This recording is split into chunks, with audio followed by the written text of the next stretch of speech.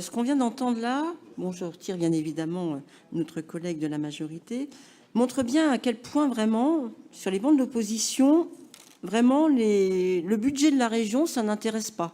On a entendu tout et n'importe quoi. Non, c'est pas l'argumentaire, c'est juste un constat, effectivement, je suis atterrée, Monsieur Odoul, atterré d'ailleurs par la pauvreté de vos réflexions en retour aussi, je tiens à vous le dire. Donc, ah oui, non, mais c'est surtout aussi, alors, vu l'ambiance, et je vais continuer effectivement dans le fait que je sois atterré, vous voyez, j'en perds même mes mots, c'est vraiment vu l'ambiance dans les rangs de l'opposition, cela promet, parce que vous êtes quand même tous depuis vraiment très très proche de ce gouvernement que vous soutenez. Le RN soutient ce gouvernement. Nous vous le redisons, non, pas du tout, c'est la réalité. Bref, et par ailleurs, on ne peut pas tout mettre effectivement sur ce qui a été fait par le passé. Effectivement, il y a eu la crise du Covid, c'est une réalité. La région Bourgogne-Franche-Comté, d'ailleurs, a beaucoup contribué. Nous avons encore des budgets très conséquents sur le plan de relance de la région qui nous oblige effectivement à être très prudents dans l'avenir, mais qui nous avons donc fait aussi notre part des choses. Mais quand vous dites, monsieur Agendier, effectivement, nous avions une solution, ça s'appelait le Nouveau Front Populaire. Hein. Voilà, donc que le président de la République a balayé d'un revers de main.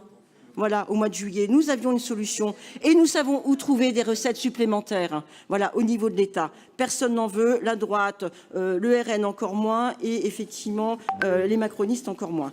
Juste un mot sur cette EDM, effectivement, qui était censé être effectivement l'intitulé de nos interventions en ce moment même.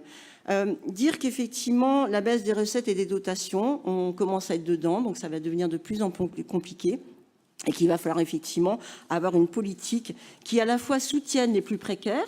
À l'extrême droite, je rappelle juste que la Bourgogne-Franche-Comté a la gratuité des transports scolaires. Nous sommes une des seules régions, sinon la seule, à l'appliquer telle quelle. Donc vous racontez vraiment n'importe quoi. Et redire aussi quand même à la droite que, moi, quand vous disiez dans vos propos préliminaires que la transition écologique, c'est n'importe quoi, c'est excessif. Comment vous allez expliquer aux maires des collectivités rurales que vous semblez si promptes à défendre que nous mettons 4 millions d'euros supplémentaires sur Effilogie. Ces 4 millions d'euros supplémentaires dont en grande partie sont bénéficiaires les collectivités communes, les communes rurales. Voilà, allez donc leur dire, et d'ailleurs vous êtes très présents dans les inaugurations, là on ne vous entend pas, que nous œuvrons la région, aux côtés d'autres, pour une rénovation thermique performante de leur bâti, que ce soit les écoles, que ce soit les mairies, les bibliothèques, et que ça, ce n'est pas de l'argent perdu. Donc la transition écologique, c'est un tout, et vous ne pouvez pas être à la fois contre et pour quand ça vous arrange. Merci. Merci.